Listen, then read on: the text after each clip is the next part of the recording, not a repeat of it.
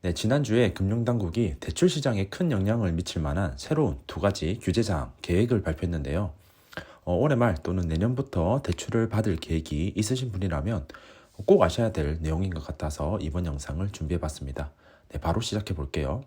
네, 지난주에 발표된 기사인데요. 네, 제목에 두 가지 규제 사항 내용이 딱 나와 있습니다.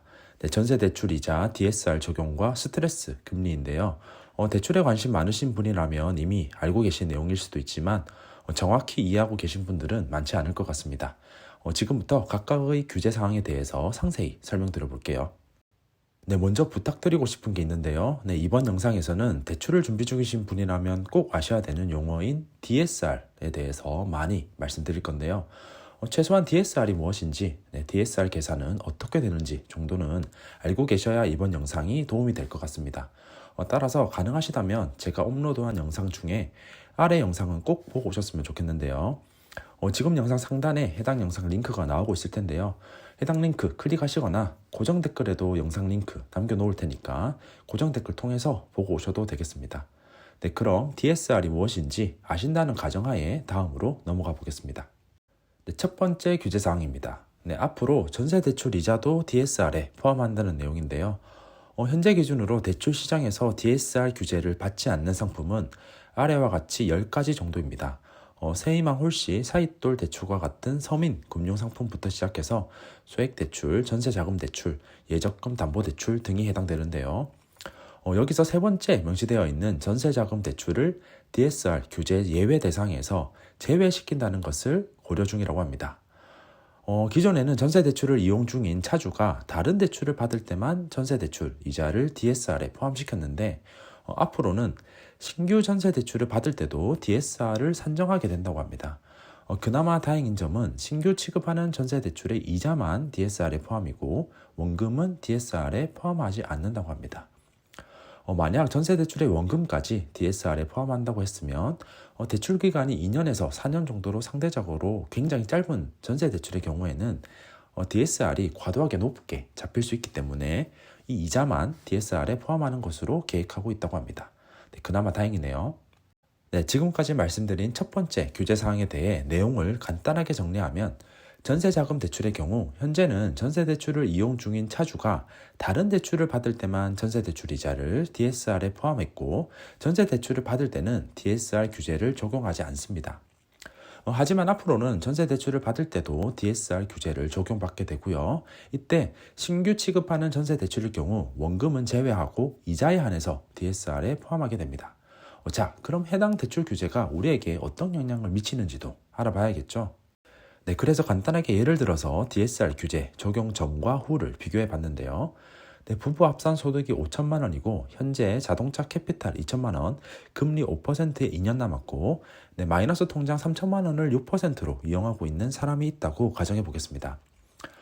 이때 전세보증금 3억 원의 80%인 2억 4천만 원을 4% 금리로 바꾸자 한다면 현재는 전세대출이 DSR 규제 적용 대상이 아니기 때문에 신용액 이상 없고 전세집 근저당만 깨끗하다면 최대 2억 4천만 원까지 웬만하면 대출이 가능합니다.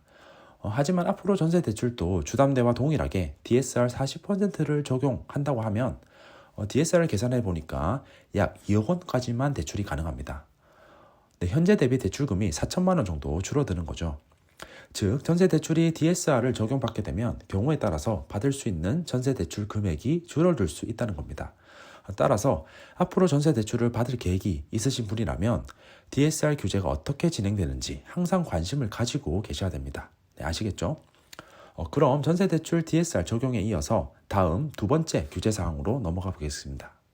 네, 두 번째는 주택담보대출의 스트레스 DSR을 적용한다는 내용입니다. 현재는 주택담보대출을 받게 되면 대출 한도에 DSR 40% 또는 50%를 적용하고 있는데요. 앞으로는 변동금리 주담대 대출 한도에 스트레스 DSR을 적용할 계획이라고 합니다. 즉 DSR이 스트레스 DSR로 바뀐다는 거죠. 네, 그럼 이 스트레스 DSR이 무엇인지 알아야겠죠. 네, 스트레스 DSR은 변동금리형 주담대의 DSR 산정 시에 스트레스 금리, 다른 말로 추가 가산금리를 붙이는 방식인데요. 쉽게 말해서 현재 대출 금리에 추가로 금리를 더 붙여서 DSR을 계산한다고 이해하시면 되는데요. 스트레스 금리, 가산금리 기준을 살펴보면 최근 5년간 월별 예금은행 가계대출 신규 취급 가중평균금리 중 최고치에서 최근 11월 공시금리를 뺀 값이 기준이 되고요.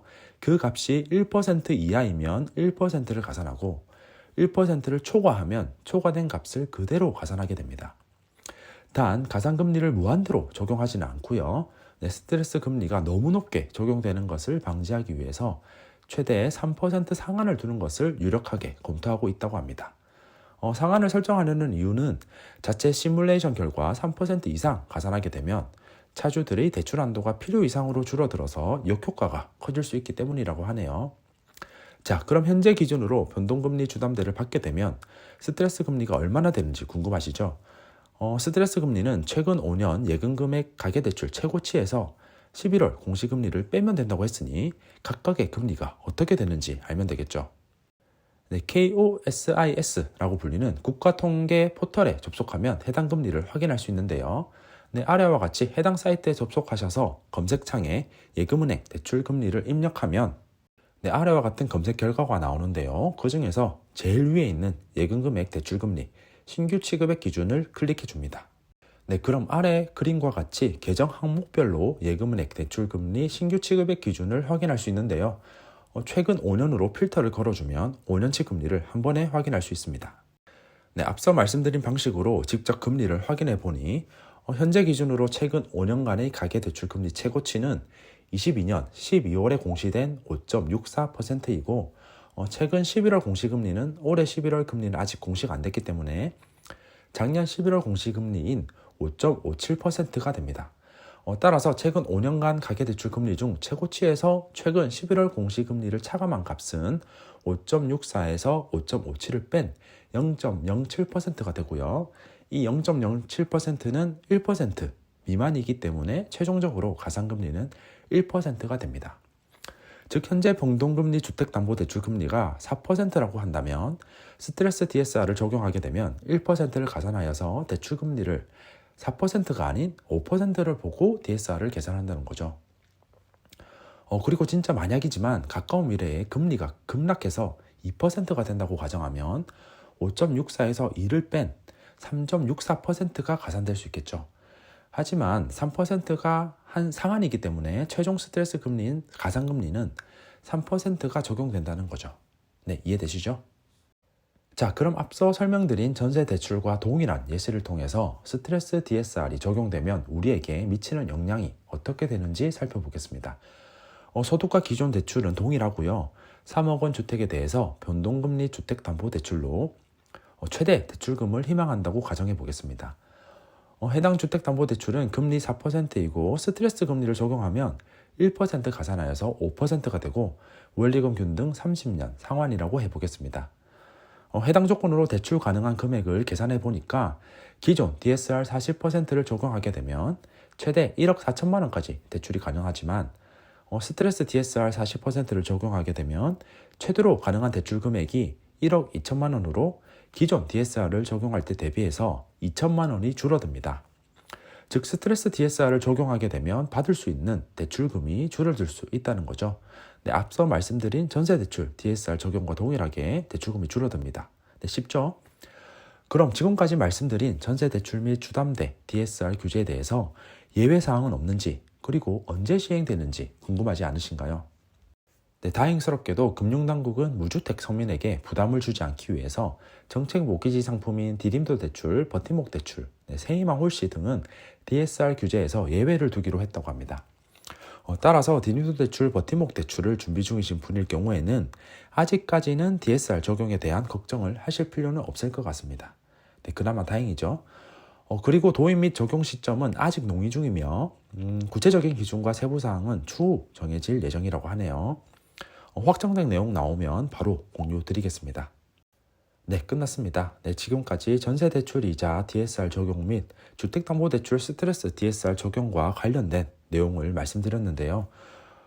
디딤돌 버팀목 대출 등과 같은 정책 상품을 이용하실 분은 고려하지 않으셔도 되겠지만 일반은행 또는 보험사 등에서 운용하는 전세대출과 변동금리형 주담대를 이용하실 분들은 DSR 규제 적용으로 인해 예상보다 대출 가능한 금액이 줄어들 수 있기 때문에 해당 DSR 규제의 정확한 요건이 어떻게 될지 그리고 언제 시행될지 정도는 최소한의 관심을 두고 대비를 미리 해 놓으셨으면 좋겠습니다.